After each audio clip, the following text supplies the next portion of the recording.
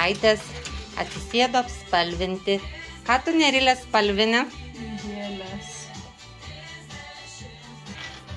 Elzytė spalvina, ką spalvini? Taip. Štai mergaitė spalvina. Nerilė, pakalbėkime apie greitakalbės. Yra tokios lietuviškos greitakalbės. Reikia greitai sakyti žodžius. Kokia, žinai, greitakalbė apie žąsiukus? Šešios žąsys su šešiais žąsiukais.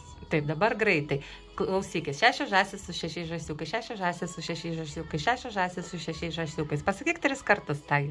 Šešios žąsys su 6 žąsiukais. 6 žąsys su 6 žąsiukais. Dar kartą? 6 žąsys su 6 žąsiukais. 6 žąsys.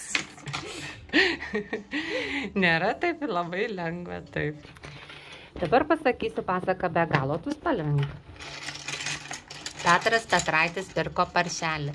Paršelį pagirdė parūgusiu pienu. Paršelis padvėsė.